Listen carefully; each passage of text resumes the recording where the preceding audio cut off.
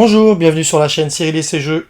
Dans la série La Totale, on va voir aujourd'hui un jeu, Le Parrain, l'Empire de Corleone. Il est sorti en 2017, c'est un jeu d'Eric Lang, édité chez Edge dans sa version française. Et il est jouable de 2 à 5 joueurs. Dans Le Parrain, chaque joueur contrôle une famille de mafieux composée d'hommes de main, socle carré, et de membres de famille, à socle rond. Le but est d'étendre son emprise sur le New York des années 50 en rackettant les affaires dans toute la ville, afin de récolter de l'argent, d'avoir des marchandises illégales, ainsi que d'autres bénéfices. Le jeu est bien sûr sous licence du film Le Parrain, sorti en 1972, réalisé par Francis Ford Coppola. On peut citer entre autres comme acteurs, ne serait-ce que Marlon Brando et Al Pacino. On voit que la mise en place a été faite. Don Corleone a été placé sur l'acte 1, qui s'appelle Le Mariage. On a placé également ici la voiture, le plus à gauche possible. Donc vous avez 5 phases par acte. D'accord ? Également, vous avez, on va faire une configuration à 4 joueurs. Donc on a placé une tuile, ici, une tuile bleue, où il est précisé ici, commence avec une affaire à 4 joueurs ou plus. Donc si vous jouez à 4 ou 5 joueurs, vous la placez là. Vous avez déjà...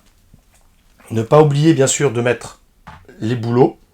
Donc vous avez des boulots, on va l'appeler ça sur le marché public. Vous avez 3 boulots pour 3 joueurs et 4 joueurs.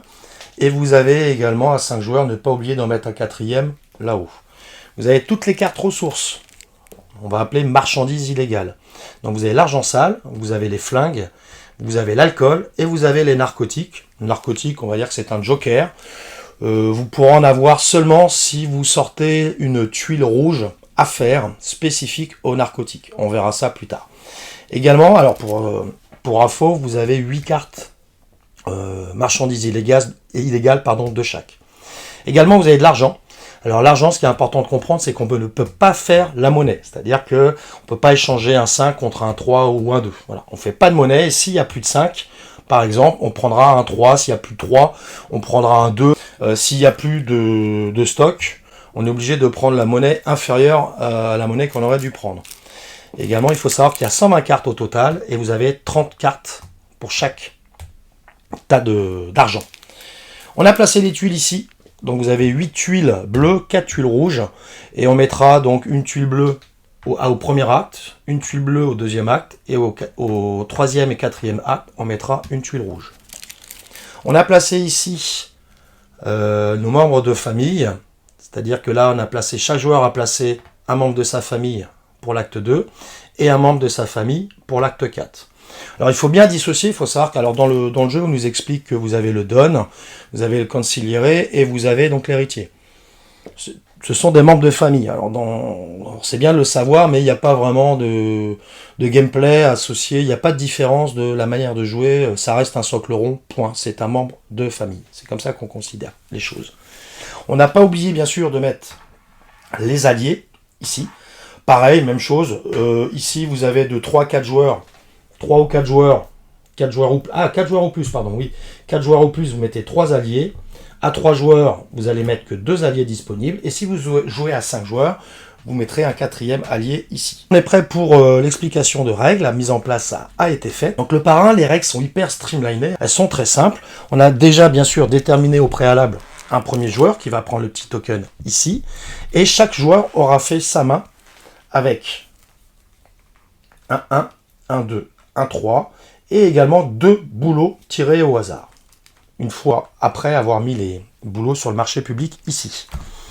On a également donc devant soi, une figurine membre de famille à socle rond, on peut l'appeler le Don, c'est bien de commencer avec le Don. Vous avez dans les règles d'ailleurs un descriptif qui vous explique quelle figurine correspond à telle figurine. Et également les deux hommes de main socle carré. Vous avez les marqueurs de domination et vous avez la valise. La valise servira à blanchir l'argent et c'est dans cette valise que vous allez mettre les boulots et l'argent.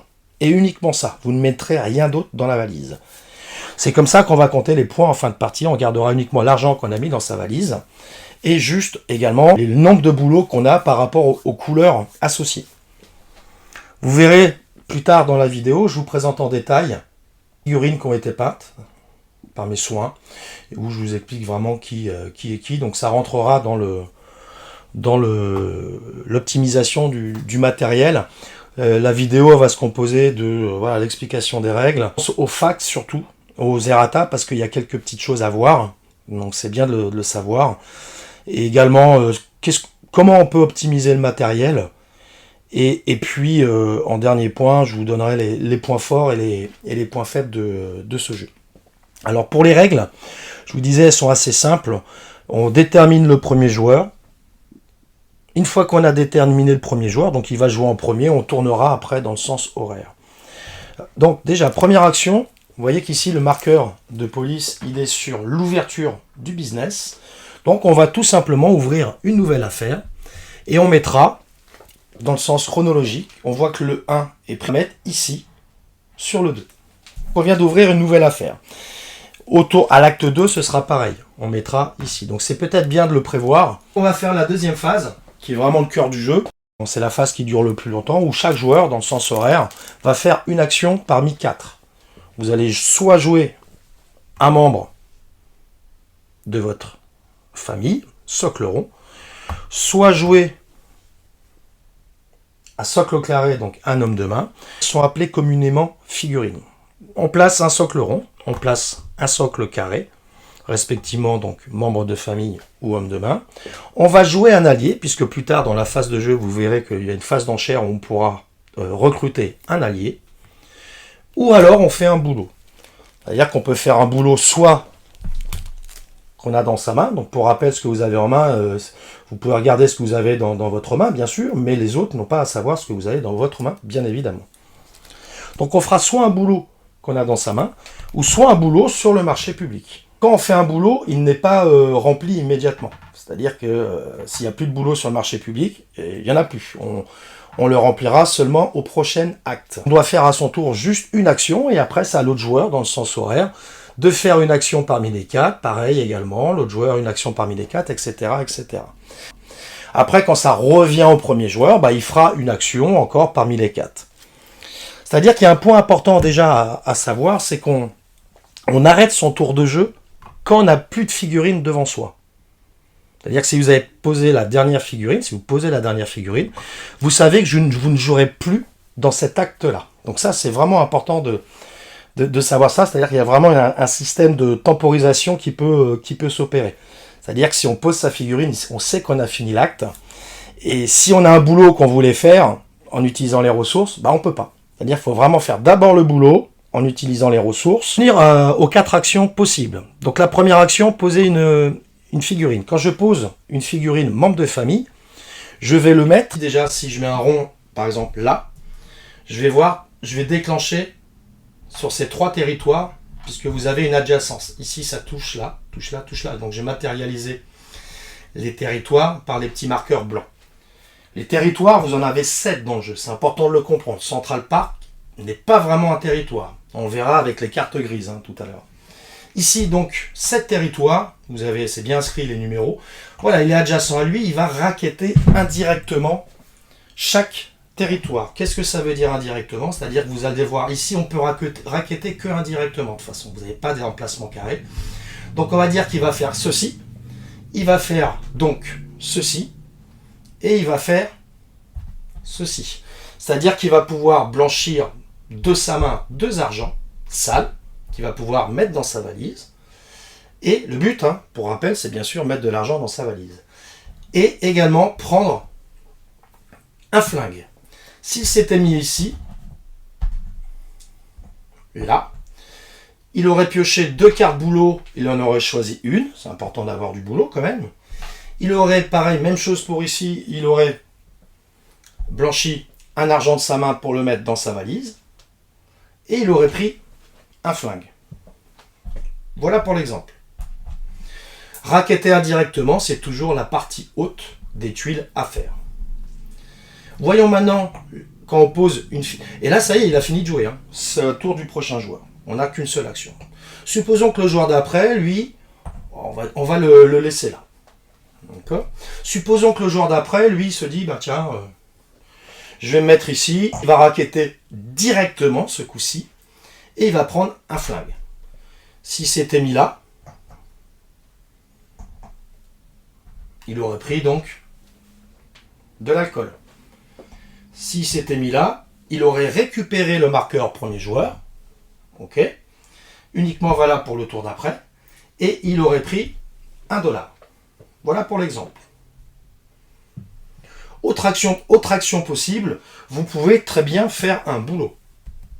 À force d'avoir posé des figurines, vous pouvez faire un boulot. Alors là, c'est des boulots quand même assez costauds, puisqu'en termes de boulot, pour savoir, vous avez 4 types de boulots. Vous avez les bleus, vous en avez 11 dans le jeu. Ils sont tous alors ils sont tous identiques. 11 identiques, c'est raquettes. Juste 3 marchandises illégales différentes. Alors vous remarquerez que ce ne sont pas les illustrations du jeu de base. On verra ça plus tard dans la vidéo, dans la section optimisation du matériel. Par exemple, si vous pouvez faire raquette, donc vous allez défausser 3 marchandises illégales parmi un argent sale, un flingue et de l'alcool. Vous payez, vous défaussez, vous remettez dans la pioche associée aux ressources et vous allez mettre votre boulot dans la valise. Bien sûr, vous avez une récompense, c'est-à-dire que là, par exemple, le racket, vous raquettez directement n'importe quelle affaire, même si un homme de main s'y trouve déjà. Bon, bah voilà, vous dites, bah, je vais raqueter par exemple ici, je vais prendre de l'alcool, ou même là, enfin, disons que même s'il y a déjà un homme de main ici, vous pouvez dire, bah, je raquette directement là, je vais prendre de l'alcool, vous mettez l'alcool dans votre main, et puis vous prenez $5. Vous pouvez le faire dans le sens que vous voulez, vous pouvez très bien prendre $5 et ensuite raqueter directement une affaire. Une fois que ça c'est fait, donc vous mettez le boulot dans votre valise, et quatrième et dernière action possible, jouer un allié. Alors le premier tour, vous n'aurez pas d'allié, vous pouvez jouer une carte alliée avec l'effet associé, c'est-à-dire que là je joue la carte alliée, je gagne $2. C'est important d'avoir des alliés aussi parce que ça va vous permettre de temporiser. C'est aussi simple, voici les 4 actions que vous pouvez faire.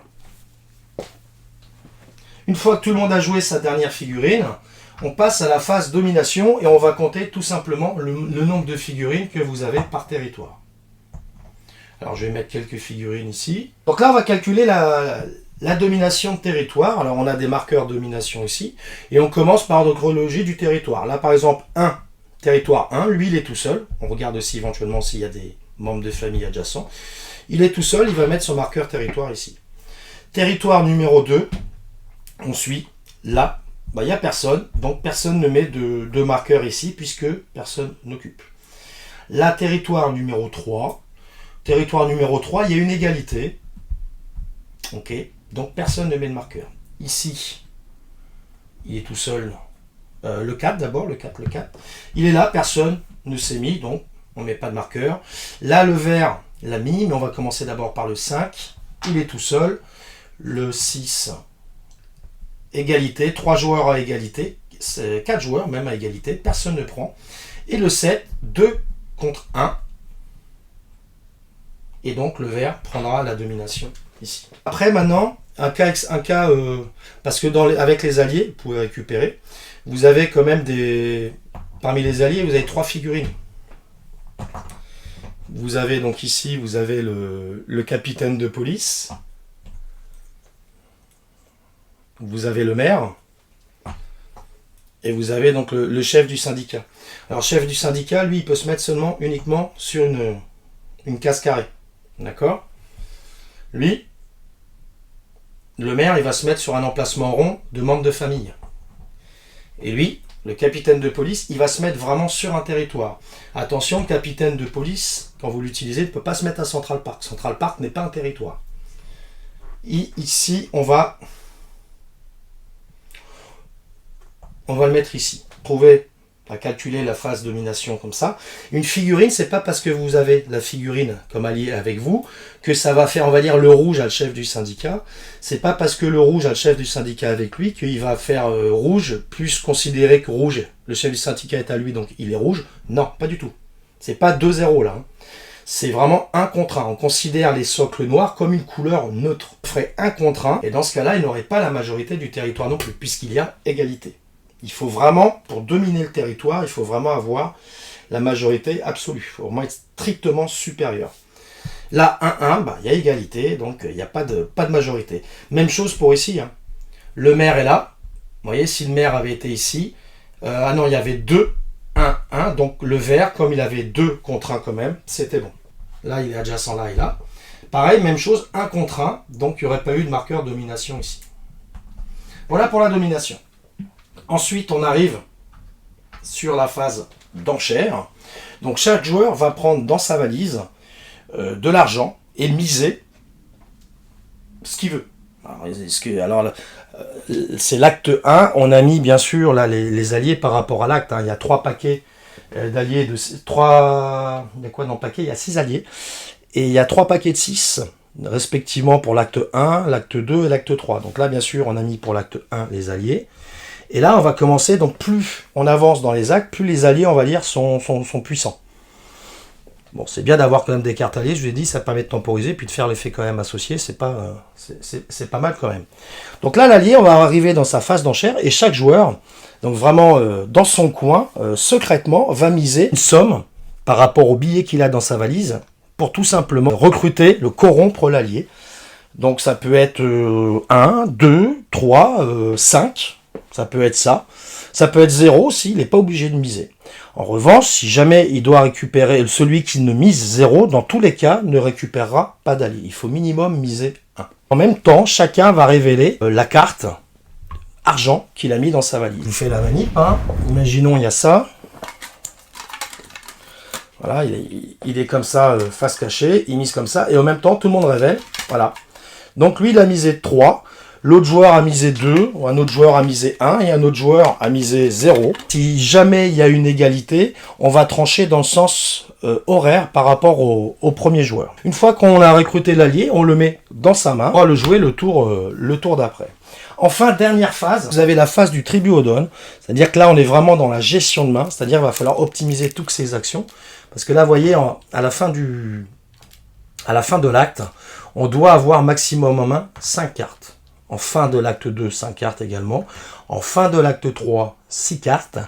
Et au dernier acte, c'est un peu différent, puisqu'on va pouvoir mettre 2 cartes argent.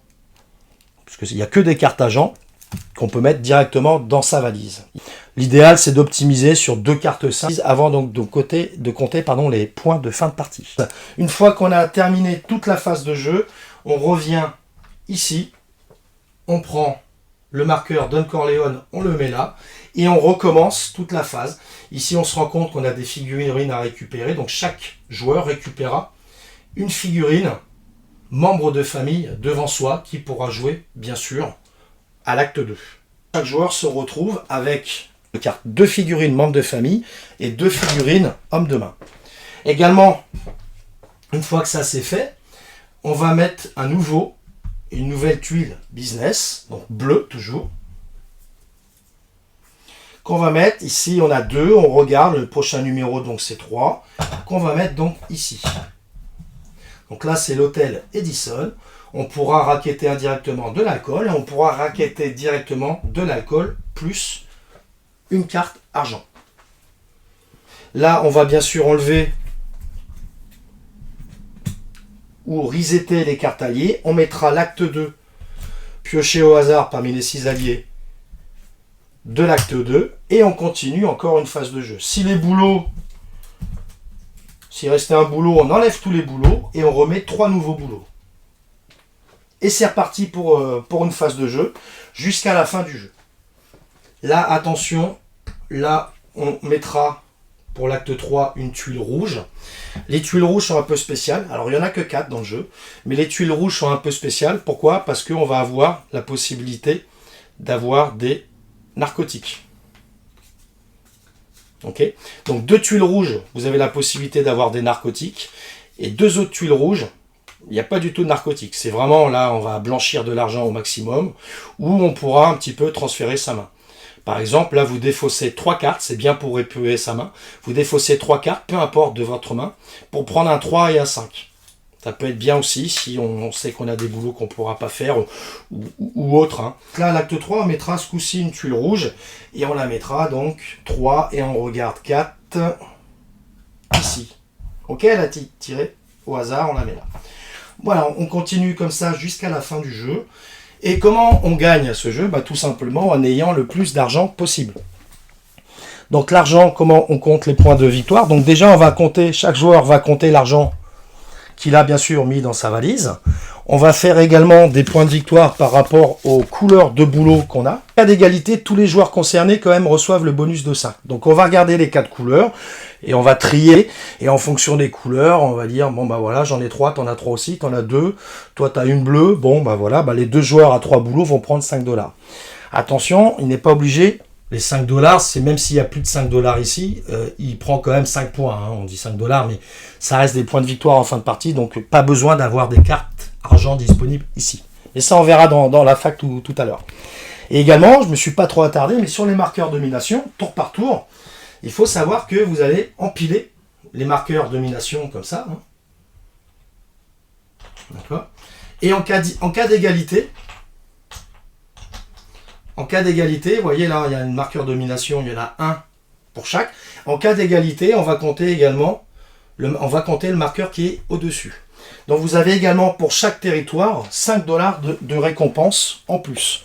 Donc en gros, les points de victoire, pour rappel, ils se cumulent ainsi. Vous comptez tout l'argent que vous avez dans votre valise. Vous avez un bonus de 5 pour chaque territoire sur lequel vous détenez le plus de marqueurs de contrôle. Les égalités sont remportées par le joueur dont le marqueur est placé le plus haut, comme je vous ai précisé. Bonus de 5 pour chaque couleur de boulot dans lequel vous détenez le plus de cartes. En cas d'égalité, tous les joueurs concernés reçoivent le bonus donc de 5 $. Et c'est celui, bien sûr, qui a le plus d'argent qui gagne le parti. Alors en cas d'égalité, c'est assez rare quand même, mais en cas d'égalité, c'est celui qui a le bonus de domination de territoire qui l'emporte. Celui qui a le plus de bonus de domination de territoire qui l'emporte. Voilà pour les explications de règles. Si vous avez des questions, n'hésitez pas à me mettre un petit commentaire. Première errata concernant le capitaine de police de l'acte 3. Vous avez ici l'original qui vous dit déplacer le capitaine de police dans un territoire. Là-dessus, tout va bien. Pour rappel, Central Park n'est pas un territoire. Descendez toutes les figurines d'un joueur adverse situé dans ce territoire. C'est faux. Il faut lire. Ici, c'est plus tout à fait pareil. Descendez toutes les figurines des joueurs adverses situés dans ce territoire.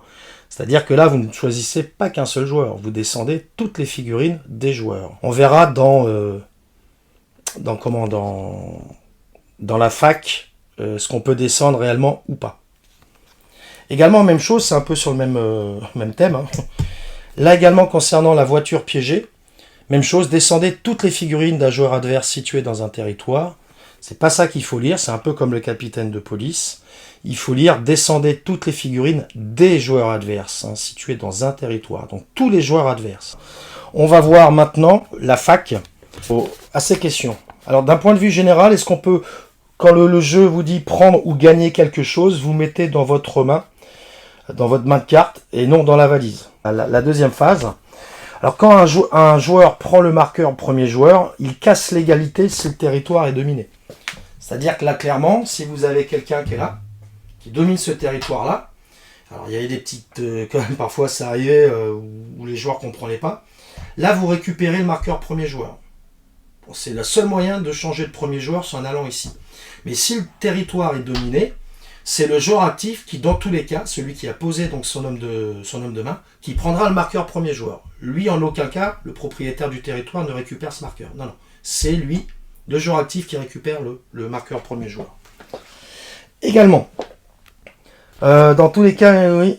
Et donc, bien sûr, le marqueur premier joueur est récupéré seulement au début du prochain acte. Hein. On ne devient pas premier joueur immédiatement, ce sera tout le temps au prochain acte. Également, si c'est assez rare, c'est peut-être à 5 joueurs plutôt, j'ai rarement vu le cas de figure, hein, mais ça peut arriver, je pense, à 5 joueurs. Si vous ne pouvez plus du tout placer de figurines, que ce soit un homme de main ou un membre de famille sur le plateau, vous êtes obligé de passer. D'accord ? Vous êtes obligé de passer, vous passez votre tour, même si vous reste des figurines devant vous, vous êtes obligé de passer, le tour. Ok ?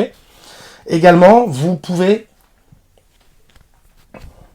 Alors, tous les raquettes directes sont résolues séparément. Voilà, là, c'est la même chose par rapport au marqueur premier joueur. Ça, on verra le cas de figure souvent, comme je vous disais initialement, par rapport au nombre de cartes qui restent. C'est-à-dire que si je prends un 3, et il n'y a plus de 3, bah, le propriétaire du territoire sera obligé de prendre un 2, parce qu'il n'y a plus de 3. Donc c'est le joueur actif qui dit, bah, je vais d'abord jouer en premier pour prendre le 3, et toi tu joueras après, tu prendras le 2, toi qui domine le territoire. Une figurine qui bouge également peut être remise sur la même tuile ou emplacement. Alors il y a des fois où avec des cartes boulot, vous pouvez bouger une figurine, vous pouvez la bouger mais la remettre sur le même territoire et appliquer l'effet. Vous n'êtes pas obligé d'arriver sur une tuile ou un territoire différent. Vous pouvez la remettre à la même place. Alors un joueur aussi peut jouer un homme de main juste pour bloquer. Il n'est pas obligé de résoudre. Exemple, s'il y a deux cartes ici, il joue un homme de main là. Alors ça se voit pas, dans le cas de figure se pose pas pour un membre de famille, mais s'il joue un homme de main ici, il peut très bien dire bah, je peux pas, j'ai plus de cartes en main par exemple, donc je peux pas défausser 2 pour prendre 5, mais il peut très bien mettre son homme de main ici, juste pour bloquer l'espace pour éviter qu'un autre joueur s'y mette et faire ce changement-là. Si un homme de main ne résout pas la raquette directe, le propriétaire du terrain gagne quand même ce qu'il doit récupérer, hein, bien sûr. C'est-à-dire que là, exemple, moi je peux pas faire l'action, mais s'il y a un propriétaire, s'il y a un marqueur ici, il pourra quand même faire l'action raquette directe. Alors par rapport à l'offre, à la carte boulot qu'on ne peut refuser, toutes les cartes peuvent être défaussées. Seuls les boulots et l'argent iront bien sûr dans la valise. On ne peut pas mettre autre chose dans la valise. Rappel également pour les boulots cartes grises. Donc les cartes grises, c'est des boulots agressifs. Hein, on va descendre des figurines. On ne peut pas bien sûr descendre des joueurs neutres. Qu'est-ce que j'appelle un joueur neutre? Ce sont les alliés. Parce que les alliés, ils peuvent appartenir à différents joueurs. C'est possible de les jouer dans le même acte. Hein. Ça là-dessus. Donc c'est le premier qui joue le capitaine de police, par exemple, il va aller sur un territoire là. Et s'il y a un autre joueur qui a la carte alliée qui joue également, bon bah il sera rebougé par exemple ici. Ça c'est tout à fait possible aussi. Autre cas de figure, si vous avez par exemple plus de marqueurs domination dans votre pool, hein, là vous avez des marqueurs domination à mettre, il vous en reste 2, bon vous pouvez le mettre, mais imaginons si vous en avez plus, vous pouvez très bien en déplacer un d'un territoire.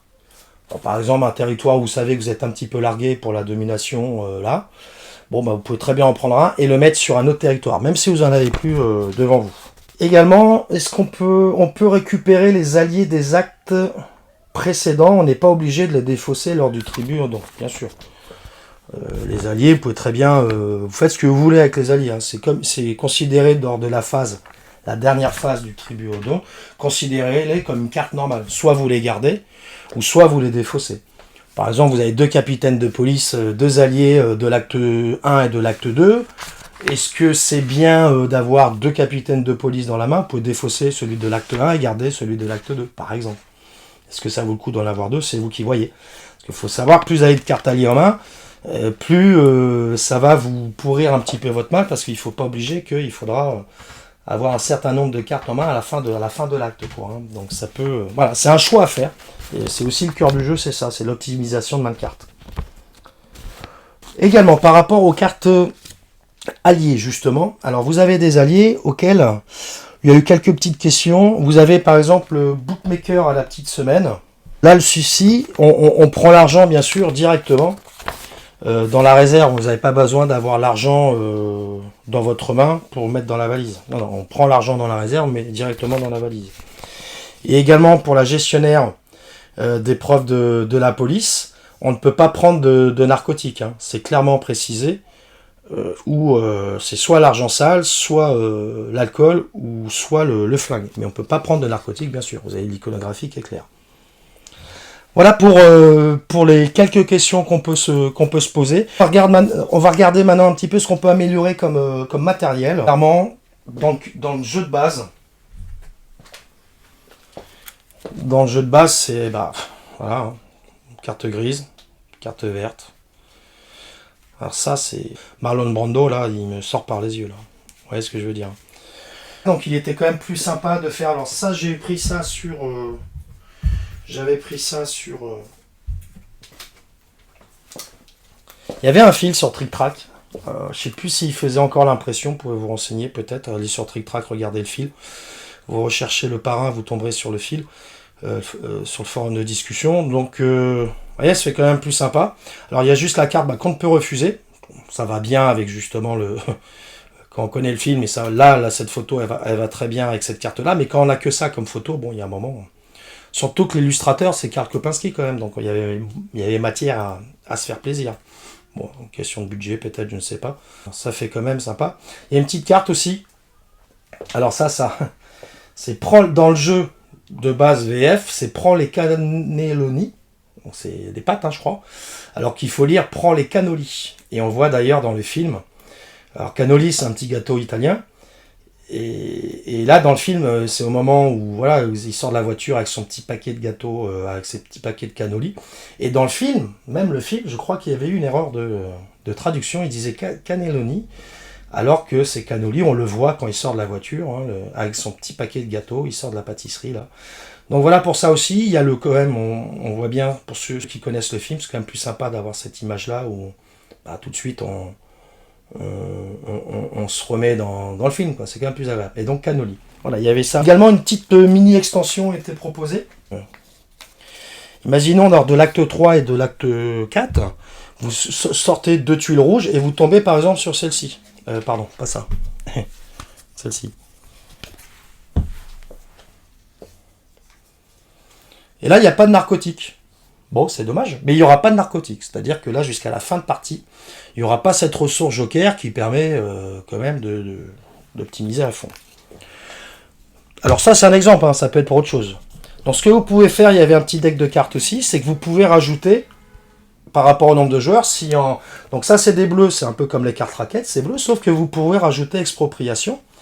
Vous en rajoutez, allez, si vous jouez à 4 joueurs, vous en rajoutez 4, vous complémentez donc avec 7 cartes raquettes pour arriver à 11. Si vous êtes 5 joueurs, vous rajoutez 5 cartes expropriation, par exemple. Hein. Et là, vous avez, donc c'est-à-dire pour une ressource flingue et argent sale, vous pouvez raqueter indirectement sur une tuile affaire et changer là pour une nouvelle affaire de la même couleur.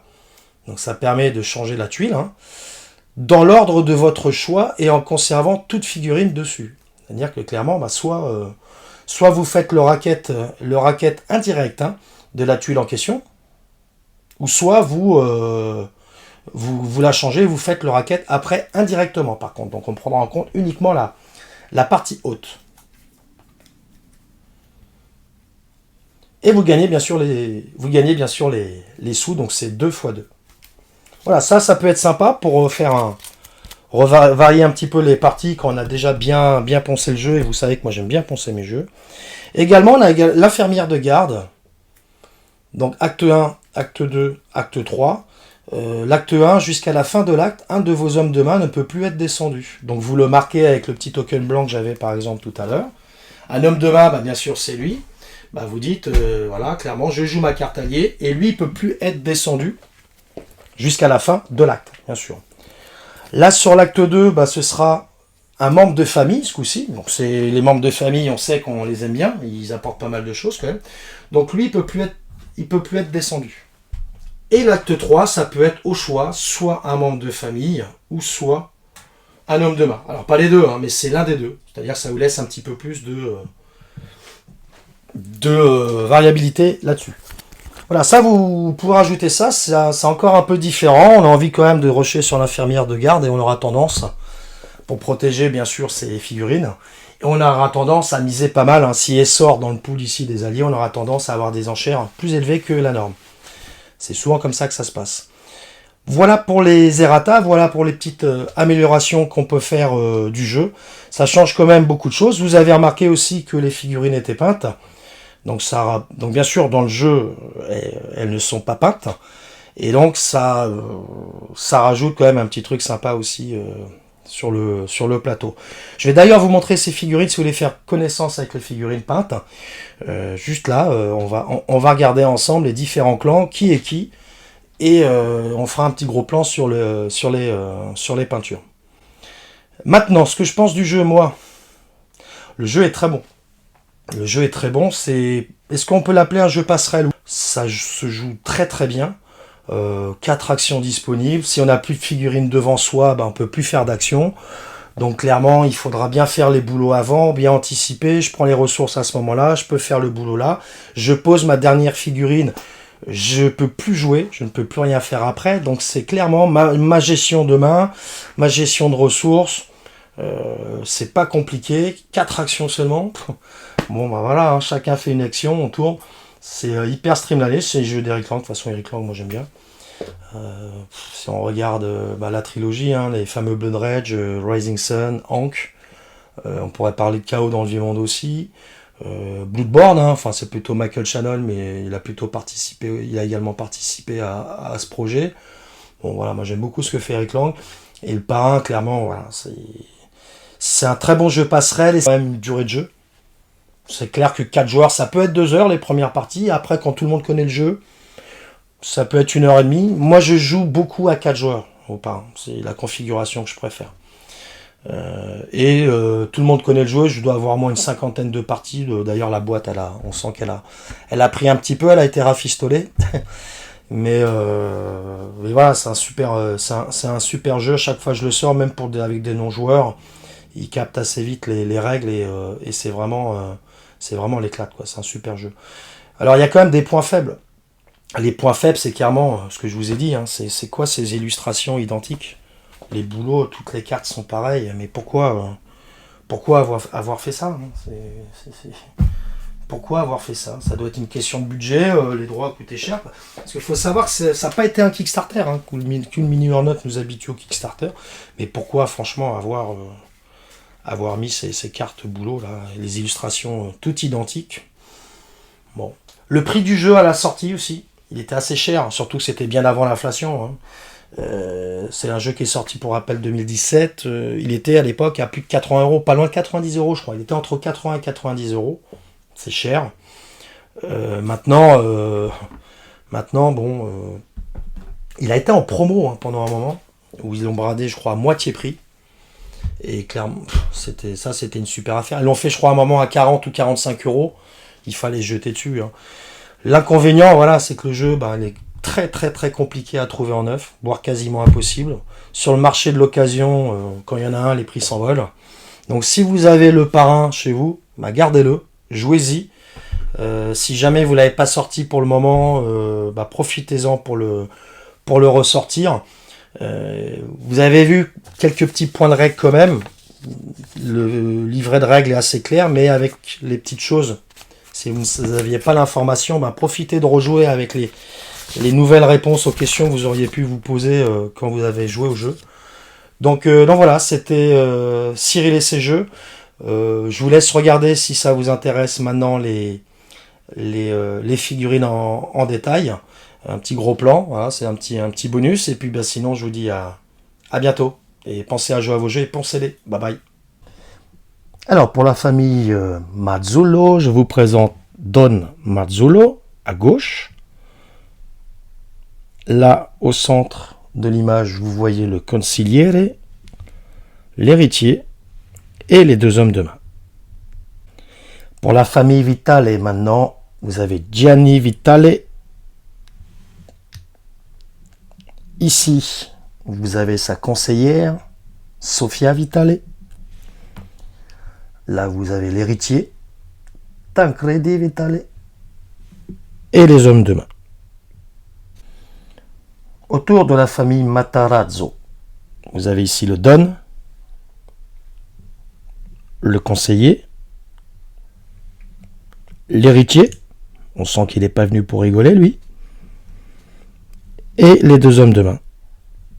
Alors il y en a 3 bien sûr dans le jeu, mais moi je n'utilise que 2 puisque je joue jamais à 2 joueurs. On continue avec la famille Kakamo. Ici vous avez le Don. Là, un petit air d'Eric Lang, ce perso. Vous avez Eric Coleman. Tiens. Le consigliere. Ici, vous avez Taraka Kamo, l'héritière.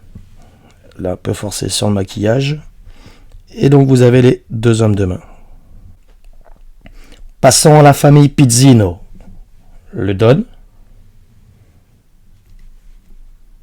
Le consigliere qui sort de la boucherie. Qui doit être bouché même d'ailleurs, je pense. L'héritière, Chiara Pizzino. Et les 2 hommes de main. Enfin, tout ce beau monde ne serait rien sans Don Vito Corleone.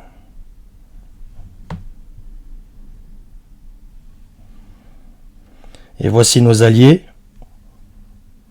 Vous avez ici bien sûr le capitaine de police.